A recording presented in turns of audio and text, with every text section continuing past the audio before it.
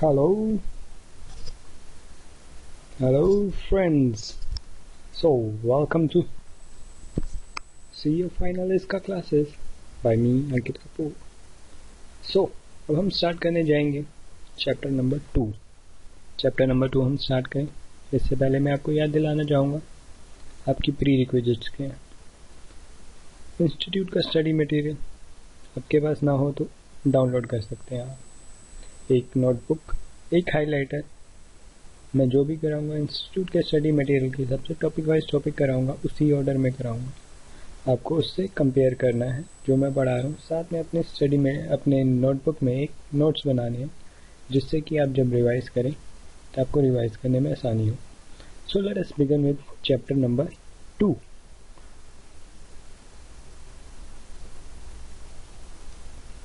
सो chapter number 2 हमारा है information system के कॉन्सेप्ट्स पे. सबसे पहले इंट्रोडक्शन है. तो इंट्रोडक्शन क्या कहती है? अंडरस्टैंडिंग होनी चाहिए. किस चीज़ की अंडरस्टैंडिंग होनी चाहिए? इफेक्टिव और अकाउंटेबल यूज़, यानी कि इफेक्टिव भी हो, इफेक्चुअल भी हो और अकाउंटेबल भी हो, ताकि किसी को अकाउंटेबल भी बनाया जा सके. साथ ही साथ यूज़ के साथ साथ मैनेजमेंट भी हो. किसकी? इंफॉर्मेशन सिस्टम टेक्नोलॉजी की. ठीक है, तो ये कहते हैं अंडरस्टैंडिंग ज़रूरी है, इफेक्टिव और accountable use plus management information technology की. ठीक है, किन के लिए इम्पोर्टेंट है ये चीज़ें, ये भी बताया गया. मैनेजर के लिए, बिजनेस प्रोफेशनल्स के लिए और अदर नॉलेज वर्कर के लिए, यानी कि जो काम कर रहे हैं इंफॉर्मेशन सिस्टम के हिसाब से डे टू डे वर्क कर रहे हैं उनके लिए. ऑडिटर के लिए भी ये बहुत ज़रूरी है. ऑडिटर को नॉलेज होनी चाहिए कि इंफॉर्मेशन सिस्टम के की कॉन्सेप्ट्स क्या हैं. ये नहीं खाली कि ऑडिट एस्पेक्ट की नॉलेज हो, उसको इंफॉर्मेशन सिस्टम की कॉन्सेप्ट की भी नॉलेज हो, ताकि उसे पता चले कि डिसीजन कैसे लिए जा रहे हैं, स्ट्रेटेजिक और कॉम्पिटिटिव एडवांटेज कैसे आ सकती है ऑर्गेनाइजेशन, कहाँ पे कोई गलती हो रही है वो तभी डिटेक्ट कर पाएगा जब उससे पहले सिस्टम की नॉलेज है, अदरवाइज वो गलती डिटेक्ट नहीं कर पाएगा. सो यहाँ पे क्या कह रहे हैं? इंफॉर्मेशन सिस्टम को डेफिनेशन के बारे में बता रहे हैं. A system that comprises of people, computer system, data and network that helps to collect, store and analyse data. ठीक है, सिस्टम जो कंप्राइज करता है पीपल यानी कि लोगों से, कंप्यूटर से, डाटा यानी कि जिस डाटा को हम यूज़ करते हैं, इंफॉर्मेशन बनाते हैं जिस डाटा को, उससे, और नेटवर्क, ये कंप्यूटर्स का जो नेटवर्क होता है, इंटरनेट, एक्स्ट्रानेट, उनको. ये चीज़ें किस चीज़ में हेल्प करें? कलेक्ट करने में. डाटा को कलेक्ट करती हैं, स्टोर करती हैं, डाटा को एनालाइज करती हैं, उसके बाद उससे इंफॉर्मेशन निकलती है to produce desired information for functioning के लिए, betterment and expansion of business के. Information system vital role play करता है एंटरप्राइज में, तो आप समझ ही सकते हैं, क्योंकि स्ट्रेटेजिक डिसीजन मेकिंग में एडवांटेज देता है, डे टू डे ऑपरेशंस में एडवांटेज देता है, और भी बहुत सारे काम में इंफॉर्मेशन सिस्टम की हेल्प आती है. सो अगला टॉपिक क्या है? Oversight of information system and practical aspect of their application in enterprise process. ठीक है, तो ओवरव्यू दे रहा है किसका? इंफॉर्मेशन सिस्टम का और प्रैक्टिकल एस्पेक्ट का उसके, कि एंटरप्राइज में उसकी एप्लीकेशन कैसे होती है. ठीक है, प्रेजेंट एरा में इंफॉर्मेशन टेक्नोलॉजी की एनेबलर है. ठीक है, की एनेबलर यानी कि वो लागू करता है, वो बहुत इंपॉर्टेंट रोल प्ले कर रहा है. ठीक है, इंफॉर्मेशन टेक्नोलॉजी हेल्प करती है स्टोर करने में, प्रोसेस करने में, ट्रांसमिट करने में, ताकि जो डे टू डे नीड्स हैं इंडिविजुअल की, बिजनेस की, गवर्नेंस की, वो फुलफिल हो सके.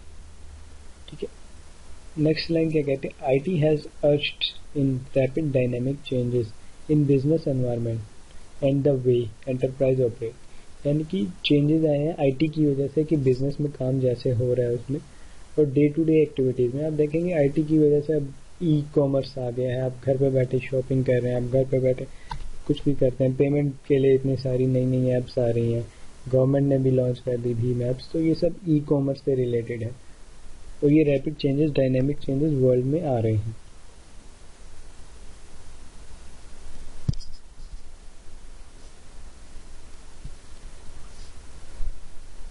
सो अब चलते हैं 2.2.1 यानी कि नेक्स्ट स्लाइड पे अपना. ये किस चीज़ से डील कर रहा है? ये खाली इंफॉर्मेशन से डील कर रहा है। बता रहा है इंफॉर्मेशन क्या है। इंफॉर्मेशन बनता है डाटा से, यानी कि मैंने आपको पहले ही कहा, जब डाटा को हम प्रोसेस करते हैं उससे इंफॉर्मेशन निकलते हैं। सिंपली डाटा कुछ नहीं है। जब उस डाटा को एक स्टैंडर्डाइज फॉर्मेट में, एक ढंग से फॉर्मेट में प्रेजेंट किया जाएगा, उसके बाद उससे इंफॉर्मेशन निकलेगी। यानी कि सिर्फ कुछ वर्ड्स लिख देना इंफॉर्मेशन नहीं है। जब उस वर्ड्स को एक तरह से एक अच्छी लैंग्वेज में अरेंज करेंगे तो वो एक इंफॉर्मेशन है। सो इंफॉर्मेशन रिलेट करती है डिस्क्रिप्शन से, डेफिनेशन से और पर्सपेक्टिव से। यानी कि ये क्वेश्चन जैसे आते हैं, इन चीज़ को वो सॉल्व करने में हेल्प करती है। हु, व्हाट, व्हेन, वेयर, इस टाइप की क्वेश्चंस का आंसर है इंफॉर्मेशन। इंफॉर्मेशन एसेंशियल है क्योंकि नॉलेज में एडिशन लाती है ये। अब है इंफॉर्मेशन के एट्रीब्यूट्स क्या हैं। देखिए लंबा चौड़ा है, उसको आप थोड़ा याद करने का कोई तरीका बनाए तो ज़्यादा बेटर रहेगा। Like timely available information, relevant format, at current rate, is reliable. ऐसे बड़े सारे पॉइंट्स हैं, आप उनको याद कीजिए। एक अपना निमोनिक्स कोई बना लीजिएगा। एक एग्जांपल दिए आप कैसे बना सकते हैं, तो हम पहले सारे पॉइंट से डील करते हैं। अवेलेबिलिटी एक इम्पॉर्टेंट एट्रीब्यूट है, यानी कि अगर इंफॉर्मेशन टाइमली अवेलेबल नहीं होगी तो वो बेकार है। जिस टाइम पे चाहिए अगर उसके बाद मिली इंफॉर्मेशन तो इट्स यूजलेस। पर्पस, जिस पर्पस के लिए इंफॉर्मेशन हमें चाहिए वो पर्पस सॉल्व होना चाहिए, अदरवाइज वो सिंपल डाटा है। मोड और फॉर्मेट सही होना चाहिए, यानी कि जिस मोड में हमें इंफॉर्मेशन चाहिए, मोड ऑफ कम्युनिकेशन, वो सही होना चाहिए, रिलायबल होना चाहिए। ठीक है, मोड क्या क्या हो सकते हैं? वॉइस हो सकता है, टेक्स्ट हो सकता है, कॉम्बिनेशन हो सकता है। टेक्स्ट को ज़्यादा फॉर प्रेफरेंस दी जाएगी क्योंकि ज़्यादा रिलायबल है, आपके पास रिटर्न एविडेंस हो जाएगा। सो फॉर्मेट भी इम्पोर्टेंट रोल करता है प्ले। फॉर्मेट क्या क्या हो सकते हैं? डायग्राम, ग्राफ्स, कर्व वगैरह, ये सब फॉर्मेट है। These two plays important role because information समझना आसान हो जाता है इनके ज़रिए। करंट और अपडेटेड इंफॉर्मेशन होनी चाहिए। अब पुरानी इंफॉर्मेशन मिली तो उसका कोई फ़ायदा नहीं। ठीक है। रेट जिस रेट पे इंफॉर्मेशन ट्रांसमिट हो रही है वो सही होना चाहिए। स्लो रेट हुआ अगर तो that is useless. Like availability वाले पॉइंट से आप इसको लिंक कर सकते हैं। आगे के क्या है एट्रीब्यूट्स है? फ्रीक्वेंटली अपडेट्स मिलने चाहिए। अगर फ्रीक्वेंट अपडेट्स ना हुए तो फिर फ़ायदा नहीं होगा। कंप्लीटनेस एंड एडुकेसी, कंप्लीट होनी चाहिए इंफॉर्मेशन और एडुकेट होनी चाहिए। यानी कि इनकम्प्लीट इंफॉर्मेशन आप समझ सकते हैं कि बेकार है, वही एडुकेसी उसी चीज़ से डील कर रही है। रिलायबल होनी चाहिए, रिलायबल सोर्सेज से आनी चाहिए, वैलिड होनी चाहिए, क्वालिटी उसकी होनी चाहिए, समझ सकते हैं, ट्रांसपेरेंसी होनी चाहिए, कोई हिडन फैक्ट नहीं होना चाहिए, और वैल्यू ऑफ इंफॉर्मेशन होनी चाहिए। लाइक इसका हम पढ़ते हैं, given a set of possible decisions, a decision maker may select one of the basis of information at hand. यानी कि कुछ सेट ऑफ डिसीजन हमें दिए हुए हैं, उसमें से डिसीजन मेकर किसी को सिलेक्ट करेगा। If information causes a different decision to be made, यानी कि इंफॉर्मेशन हमारे पास ऐसे आई जिसकी वजह से हम कोई और डिसीजन ले रहे हैं, तो वैल्यू ऑफ न्यू इंफॉर्मेशन, जो नई इंफॉर्मेशन की वैल्यू है, इज द डिफरेंस बिटवीन, वो डिफरेंस है पुरानी इंफॉर्मेशन से जो हम डिसीजन ले रहे थे उसमें, और जो डिसीजन हम नई इंफॉर्मेशन में ले रहे हैं, उन दोनों का डिफरेंस है वैल्यू ऑफ इंफॉर्मेशन। इंफॉर्मेशन के बाद हम डील कर रहे हैं सिस्टम से। सिस्टम क्या है? सिस्टम है group of interconnected components accomplished working for accomplishment of goal. यानी कि इंटरकनेक्टेड कंपोनेंट्स हैं वो सब जब एक गोल को अचीव करने के लिए काम करते हैं, उसको सिस्टम कहते हैं। ठीक है। सिस्टम जनरली किन चीज़ों को अपने अंदर लाता है? इनपुट को, प्रोसेसिंग को, स्टोरेज को और आउटपुट को। अब इंफॉर्मेशन के एग्जांपल दिए। A business is said to be a system. Business को सिस्टम कहा जाता है क्योंकि उसमें इनपुट आता है। इनपुट आता है पीपल का, मशीन का, मनी का। प्रोसेसिंग होती है, डिफरेंट प्रोसेसेस आते हैं, जैसे कि प्रोडक्शन, मार्केटिंग, फाइनेंस, ये सारे प्रोसेस हैं। एंड आउटपुट आता है, सर्विसेज निकलती हैं और गुड्स आते हैं। क्लासिफिकेशन है सिस्टम की, ये लंबा चौड़ा चार्ट है, आप देखिए क्लासिफिकेशन कैसे है। क्लासीफाई हो रहा है एलिमेंट के बेस पे। एलिमेंट के बेस पे दो टाइप के सिस्टम है, एब्स्ट्रैक्ट सिस्टम और फिजिकल सिस्टम। दूसरी क्लासिफिकेशन है इंटरैक्टिव बिहेवियर के बेस पे, यानी कि इंटरेक्शन कैसे है उसके बेस पे भी दो हैं, ओपन और क्लोज। अगला है ह्यूमन इंटरवेंशन, यानी कि ह्यूमन कितना इंटरवीन कर रहा है, उसके बेस पे दो है, मैनुअल यानी कि ह्यूमन ही काम कर रहा है, दूसरा ऑटोमेटिक यानी कि कंप्यूटराइज सिस्टम है, ह्यूमन इंटरफेयर कम है। आखिरी है वर्किंग आउटपुट, यानी कि डिटर्मिनिस्टिक और प्रोबेबिलिस्टिक, यानी कि हम पहले से डिटरमाइन कर रहे हैं या प्रोबेबल आइडिया दे रहे हैं हम, 100% डिटर्मिनेशन नहीं है, यहाँ पे कुछ आइडिया दे रहे हैं। तो एलिमेंट के बेस पे जाए तो है एब्स्ट्रैक्ट सिस्टम और फिजिकल सिस्टम। एब्स्ट्रैक्ट सिस्टम क्या है? एब्स्ट्रैक्ट सिस्टम है मॉडल्स, एक मॉडल बनाई हुई है, एक हायरार्की चार्ट है, एक पेपर पे आपने डिज़ाइन दिया हुआ है, दैट इज एब्स्ट्रैक्ट सिस्टम। एक सिस्टम का डिज़ाइन लेआउट है। फिजिकल टेंजिबल एलिमेंट्स को जब हम कंबाइन कर देते हैं, उस लेआउट को जब हम रियलिटी में उतारते हैं, that is a physical system. अगला है इंटरैक्टिव बिहेवियर पे हमने किया था ओपन और क्लोज। ओपन यानी कि जो इंटरैक्ट करता है सिस्टम आउटसाइड वर्ल्ड से, वो वाला ओपन सिस्टम हो गया, और क्लोज यानी कि जो इंटरैक्ट नहीं करता आउटसाइड वर्ल्ड से, वो हो गया क्लोज सिस्टम। क्लोज सिस्टम का एक एग्जांपल बुक में दिया है, वो क्लोज थ्रो अवे वॉच होती थी, वो जिसको आपने यूज़ किया, जब खराब हुई तो उसको फेंक दिया और कोई ऑप्शन नहीं। अगला आते हैं ह्यूमन इंटरफेरेंस के हिसाब से। पता है मैनुअल और ऑटोमेटेड सिंपल है, जहाँ पे मैनुअल काम हो रहा है वो मैनुअल सिस्टम हो गया, ऑटोमेटेड कंप्यूटर से काम हो रहा है। ऐसा नहीं है कि ऑटोमेटेड में ह्यूमन का इंटरफेयर है ही नहीं, ह्यूमन का इंटरफेयर है बट थोड़ा कम है, ज़्यादा काम ऑटोमेटिकली हो रहा है। रोबोटिक्स आजकल आ गए हैं तो उनसे। वर्किंग और आउटपुट डिटरमाइनिस्टिक एंड प्रोबेबिलिस्टिक, ये भी मैं आपको समझा चुका हूँ, जहाँ पे पहले से डिटरमाइन किया जा सके और जहाँ पे प्रोबेबल हम एक आइडिया दे रहे हैं उसमें। इंफॉर्मेशन सिस्टम और उसके कॉन्सेप्ट, इसमें आपसे तीन तरह के क्वेश्चन आते हैं कि tell the model of information system. तो मॉडल में हैं तीन चीज़ें, इनपुट, प्रोसेसेस और आउटपुट। अगर कंपोनेंट पूछें आपसे इंफॉर्मेशन सिस्टम के तो हैं पीपल है, कंप्यूटर है, डाटा है और नेटवर्क है। कंप्यूटर में देखेंगे तो हार्डवेयर और सॉफ्टवेयर है, ठीक है, पीपल, कंप्यूटर, डाटा, नेटवर्क। अब आ रहा है मेजर एरिया क्या है कंप्यूटर बेस्ड इंफॉर्मेशन सिस्टम, यानी कि कंप्यूटर बेस्ड इंफॉर्मेशन सिस्टम कहाँ कहाँ पे बेसिकली वर्क कर रहे हैं। फाइनेंस एंड अकाउंटिंग में हम कंप्यूटर बहुत यूज़ कर रहे हैं, मार्केटिंग में हम यूज़ कर रहे हैं, प्रोडक्शन में यानी कि हम प्रोडक्ट बना रहे हैं तो उसकी प्रोडक्शन, ह्यूमन रिसोर्सेज में सैलरी की कैलकुलेशन, ESI, PF, ये सब कैलकुलेट करने के लिए, इन्वेंट्री मैनेजमेंट में यूज़ हो रहा है। तो ये एरियाज हैं जहाँ पे computer based information system use हो रहा है। Quite simple I suppose. Let's move to next part. Characteristics क्या हैं? कैरेक्टरिस्टिक्स हैं कि एक प्री डिटरमाइंड ऑब्जेक्टिव्स के लिए चलता है। ये सेट है इंटर रिलेटेड और इंटरडिपेंडेंट कंपोनेंट्स का, यानी कि एक दूसरे से रिलेटेड है और एक दूसरे पे डिपेंडेंट है। अगर सिस्टम बड़े सारे सिस्टम से मिलके बना है, अगर एक सिस्टम का सब सिस्टम कोई फेल हो गया तो पूरा सिस्टम भी फेल हो सकता है।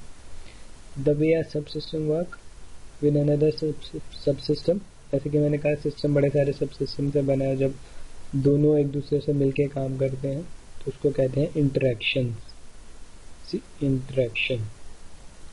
The goal of individual subsystem is lower priority. Individual subsystem का गोल लोअर प्रायोरिटी रहेगा और ऑर्गेनाइजेशन गोल की प्रायोरिटी हाई रहेगी। Types of information system. Information system के कितने टाइप्स हैं अब आप देखेंगे, ये बहुत लंबा टॉपिक है, यही टॉपिक चैप्टर के एंड तक चलेगा। तो इसमें पहले आप मेन हेडिंग्स को देखिए। टाइप में क्या है? ऑपरेशनल लेवल सिस्टम, दूसरा है नॉलेज लेवल सिस्टम। आप समझ रहे हैं ऑपरेशनल लेवल यानी कि ऑपरेशंस जो हो रहे हैं डेली के उनसे रिलेशन में। दूसरा नॉलेज लेवल सिस्टम यानी कि थोड़े नॉलेजेबल लोग आ गए उनसे रिगार्ड में, जो थोड़ी बहुत और एक्स्ट्रा नॉलेज है। उसके बाद आगे उससे ऊपर वाला लेवल मैनेजमेंट लेवल सिस्टम, यहाँ पे मैनेजर्स लोगों का सिस्टम। फिर आगे उससे भी ऊपर वाला सिस्टम स्ट्रेटेजिक लेवल सिस्टम, यानी कि जो स्ट्रेटेजिक डिसीजन ले रहे हैं। फिर एक है स्पेशलाइज सिस्टम, ये है स्पेशल एनवायरनमेंट के हिसाब से बना हुआ है। एक्सपर्ट सिस्टम, एक्सपर्ट डिसीजन लेने के लिए। क्रॉस फंक्शनल इंफॉर्मेशन सिस्टम, यानी कि ईआरपी जो आप देखते हैं इंडस्ट्री में यूज़ होती हैं वो है। और कोर बैंकिंग सिस्टम, यानी कि बैंक्स में यूज़ होता है। तो अब हम शुरू करते हैं ऑपरेशनल लेवल सिस्टम से।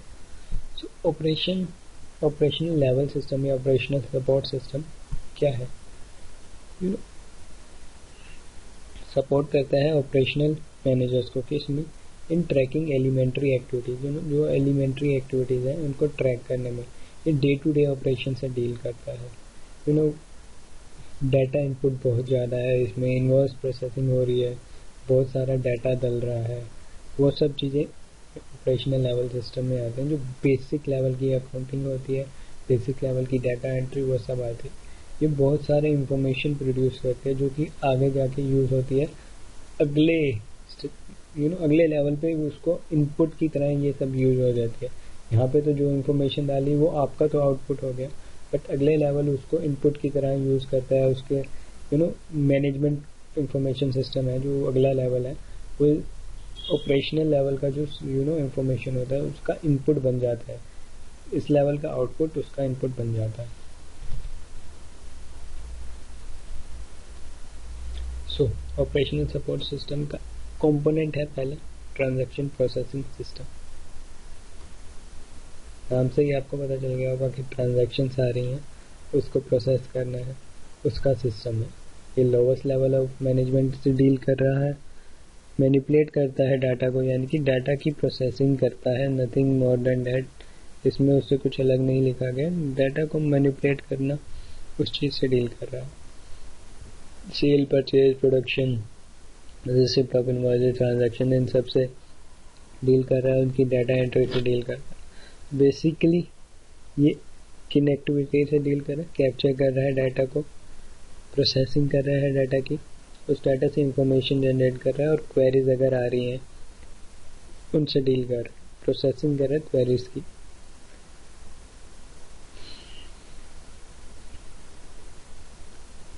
पीरियोडिक डाटा प्रिपरेशन से डील कर रहा है, पेरोल यानी कि महीने के उसमें, इन सब चीज़ों पर डील कर रहा है। ऑनलाइन प्रोसेसिंग से डील कर रहा है। इन्वेंटरी कंट्रोल एप्लीकेशंस होती हैं, वो ऑनलाइन ही आप उसके बारे में डील कर सकते हैं। आपको ज़रूरी नहीं कि लोकेशन पे ही हो के आप कंट्रोल कर रहे हैं, इन सब चीज़ों से डील कर रहा है। सो अब ट्रांजैक्शन प्रोसेसिंग सिस्टम के कंपोनेंट्स के बारे में बात करें। इसके कंपोनेंट्स हैं इप्सो, यानी कि इनपुट, प्रोसेसिंग, स्टोरेज और आउटपुट। सो 4 कंपोनेंट। पहला शुरू करते हैं, इनपुट क्या है? सोर्स डॉक्यूमेंट क्या होता है? यानी कि कस्टमर ने ऑर्डर दिया हमें, तभी हम सेल करेंगे, तो कस्टमर ऑर्डर हमारी सेल्स का सोर्स डॉक्यूमेंट हो गया। इनवॉइस, स्लिप, परचेज ऑर्डर, जैसे जब हम किसी से परचेज करना चाह रहे हैं तो हम परचेज ऑर्डर देंगे। एम्प्लॉय का टाइम कार्ड होता है जिससे सैलरी के लिए हमारा वो डाटा डिटरमाइन होता है। तो ये सब इनपुट हमारे इंफॉर्मेशन है। आपकी सैलरी अमाउंट होती है, आप ऑफिस जाते हैं, पंच करते हैं, कार्ड लगाते हैं, अटेंडेंस लगाते हैं, वो सब इनपुट हो गए। सो प्रोसेसिंग होती है उसके बाद उन सब की जर्नल्स, रजिस्टर्स में होती है। ठीक है, जर्नल यूज होते हैं रिकॉर्ड करने के लिए फाइनेंशियल अकाउंटिंग ट्रांजैक्शन, ठीक है, और रजिस्टर यूज होते हैं रिकॉर्ड करने के लिए other type of data not directly related to accounting. So ये फ़र्क है जर्नल और रजिस्टर्स में। स्टोरेज क्या है? लेजर्स बनते हैं, फाइल्स बनते हैं, उन सब चीज़ों के लिए यूज होता है। जर्नल लेजर अकाउंट होता है, अकाउंटिंग वाउचर्स होते हैं, अकाउंटिंग रिसीवेबल लेजर, ये सब चीज़ों से डील करता है। बिल्कुल स्टोरेज आप समझ लीजिए, स्टोर करना डाटा को, फाइल्स बनानी। अगला है आउटपुट से रिलेटेड। आउटपुट जनरेट होता है जब आप डाटा को इनपुट करते हैं, उसको प्रोसेस करते हैं, तो एक आउटपुट निकलता है, रिजल्ट निकलता है, that is what output is. So जो ये जैसे कि मैंने बताया था MIS के लिए, ये वाला जो आउटपुट होता है वो इनपुट की तरह काम करता है। और कुछ ऐसा होता है कि डॉक्यूमेंट आउटपुट और इनपुट दोनों होते हैं। फॉर एग्जांपल जैसे कस्टमर इनवॉइस है output from the order entry application system and also input document to the customer, यानी कि कस्टमर के लिए वो होगा. So this is it about the components. I suppose easy है, आप आसानी से कर पाएंगे.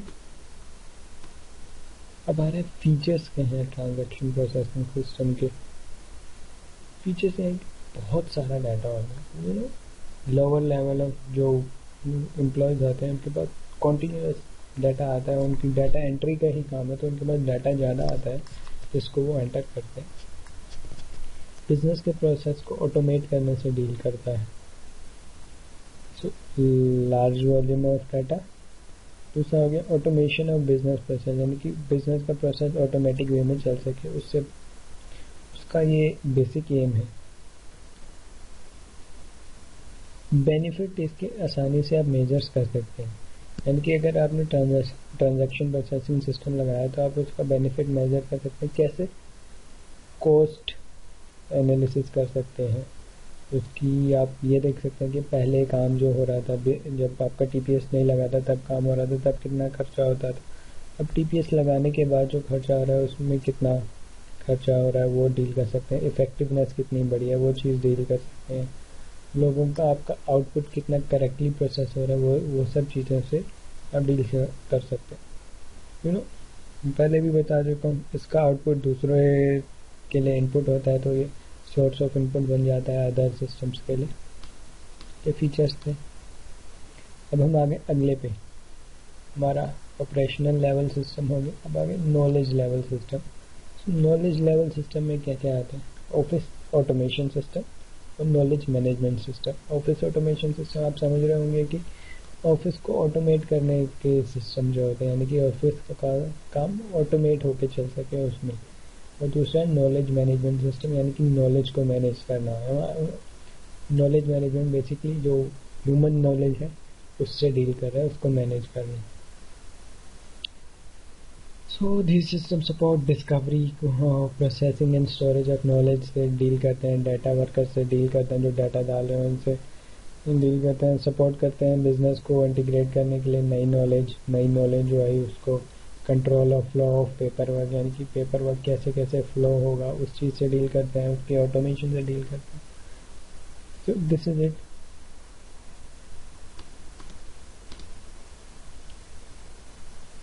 नॉलेज लेवल सिस्टम में हम आ गए. ऑफिस ऑटोमेशन सिस्टम इस पार्ट पे आ गए हम. ठीक है.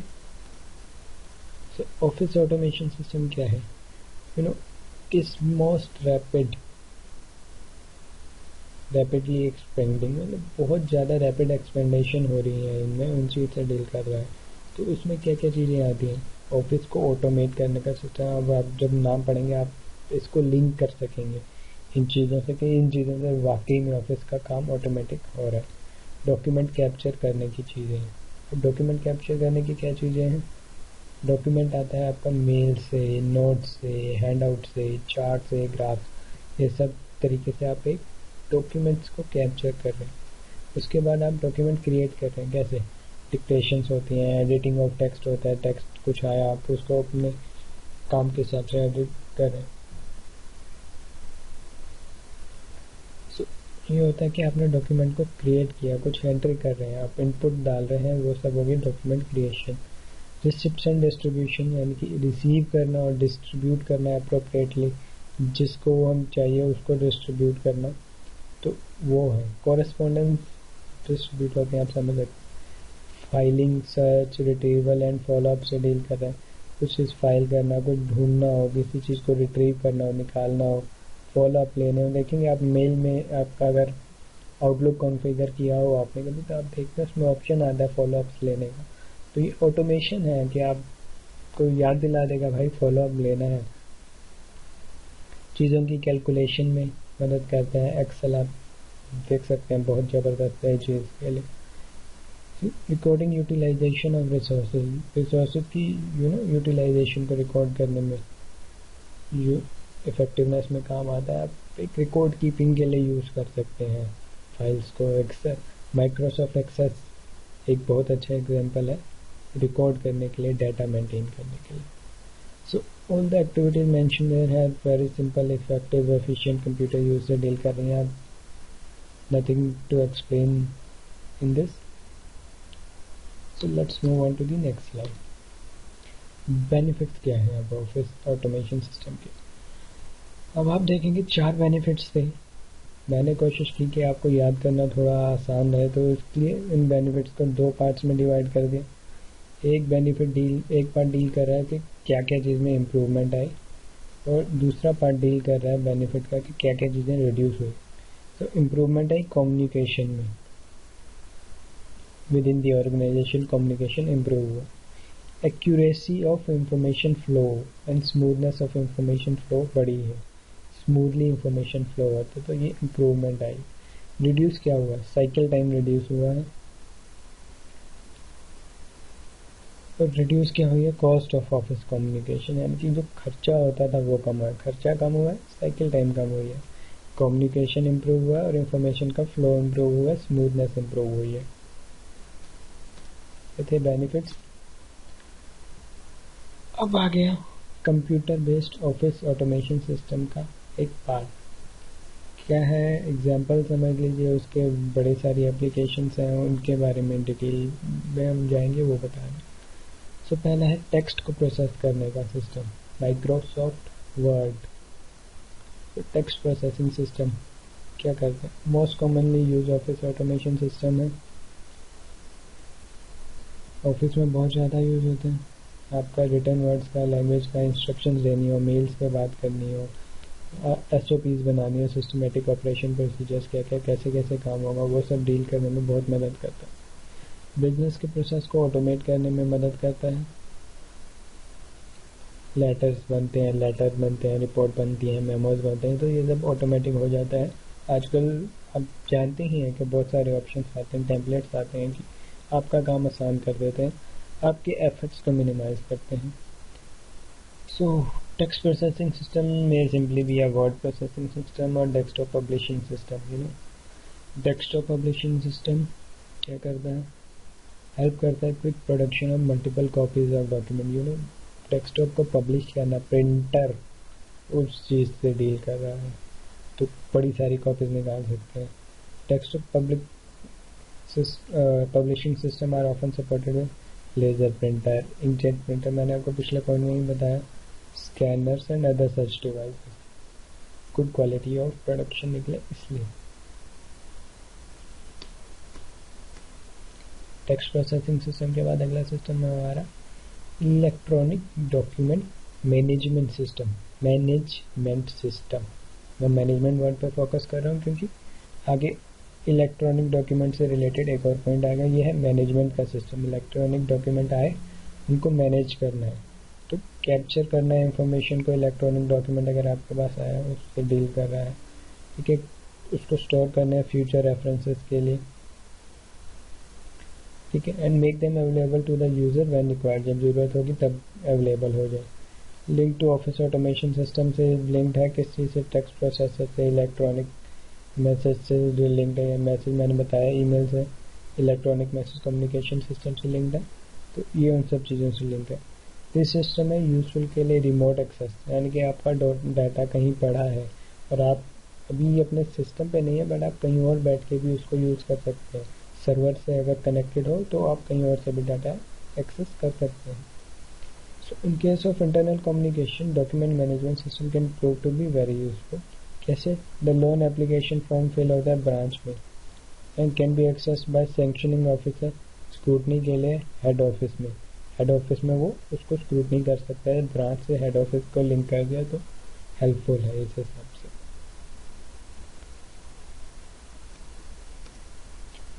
मैंने कहा था इलेक्ट्रॉनिक मैसेज से आपका अगला एक और पॉइंट आएगा. इस बार हम डील करें कम्युनिकेशन, मैनेजमेंट से नहीं, कम्युनिकेशन से डील कर रहे हैं इस बार.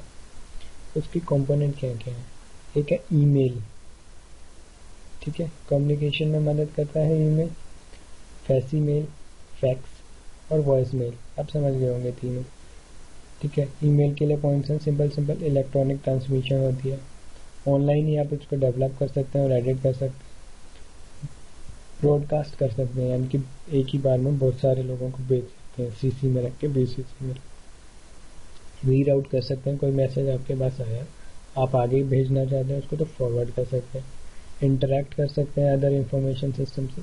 प्रोबेबिलिटी है आज मोबाइल में भी आपका ईमेल लिंक हो सकता है, कहीं पे भी जा सकते हैं, और इकोनॉमिकल है, चीप, फ्री में भी है ईमेल तो बहुत सारी जगह। फैक्सिमेल फैक्स से डील करता है, इमेजेस भेजता है डॉक्यूमेंट की टेलीफोन लाइन के through, this is simple fax. Voice male voice की वेरिएशंस को ट्रांसमिट करता है, डिजिटाइज करता है। So next is computer based office automation system का पार्ट, फोर्थ, टेली कॉन्फ्रेंसिंग और वीडियो कॉन्फ्रेंसिंग। टेली कॉन्फ्रेंस, इसमें आपको ये थोड़ा याद रखना, मोर देन 2% इन्वॉल्व होते हैं कॉन्फ्रेंस में। नॉर्मल 2% की कॉल कॉन्फ्रेंस कॉल नहीं होती, कॉन कॉल जिसे कहते हैं। जब आपको तीसरा पर्सन ऐड करना होता है तब वो जाके कॉन कॉल बनती है। तो this is simple point.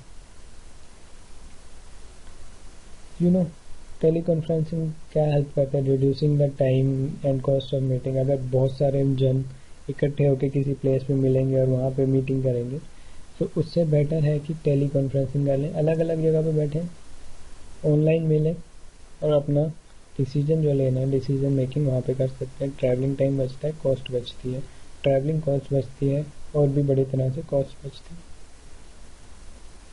Flexibility provide करता है, प्री रिकॉर्डेड प्रेजेंटेशन वगैरह आप उस पर दिखा सकते हैं। इंटीग्रेशन आसान होती है, अदर सिस्टम से इंटीग्रेट हो सकता है आज के टाइम में। यूज़ हो सकते हैं डिजिटल कैमराज, यूज़ हो सकते हैं विजुअल कम्युनिकेशन सॉफ्टवेयर, यूज़ हो सकते हैं, बड़े सारे आ रहे हैं आजकल। डेस्कटॉप शेयरिंग भी आती है, तो बड़े सारे तरीके हैं जिससे टेली कॉन्फ्रेंसिंग सिस्टम यूज़ होते हैं। सो नॉलेज लेवल सिस्टम का बी पार्ट आ गया, जो बात कर रहे हैं नॉलेज मैनेजमेंट सिस्टम से। हमने ऑफिस ऑटोमेशन सिस्टम कर लिया, अब हम कर रहे हैं ये वाला knowledge management system. A firm's competitive gain depends on its knowledge processing. उनकी वो नॉलेज को कैसे प्रोसेस कर रहे हैं उस पर डिपेंड करता है। What it knows, वो क्या जानता है, उसको कैसे यूज़ करता है, उसको कितनी जल्दी यूज़ कर सकता है और कैसे उस नई चीज़ को वो कितनी जल्दी पता लगा सकता है, how fast it can learn something new.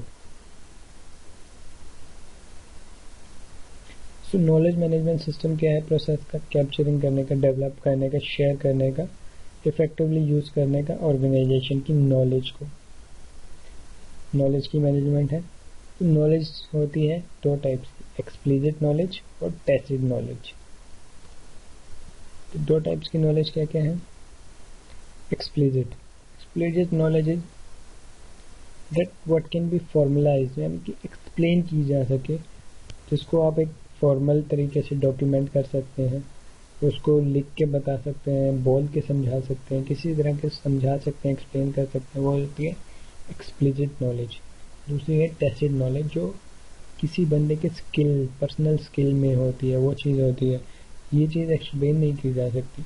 अब बैटिंग कोई सिखा सकता है, क्रिकेट में बैट बॉल में बैटिंग सिखा सकता है, कोई टीच कर सकता है, बट कोई ये नहीं टीच कर सकता कि सचिन जैसी बैटिंग कैसे करनी है। सचिन की वो अपना पर्सनल स्किल है कि वो अच्छी बैटिंग करता है, धोनी का वो अपना पर्सनल स्किल है कि वो जैसी बैटिंग करता है वैसी बैटिंग करता है। धोनी अलग करता है, सहवाग अलग करता है, द्रविड़ अलग करता है, तो ये उनकी पर्सनल स्किल्स है। बैटिंग की टेक्निक सिखाई जा सकती है, बट किसी की तरह बनना नहीं सिखाया जा सकता। अगर सिखाया जा सकता है तो हर कोई सचिन बन जाता है।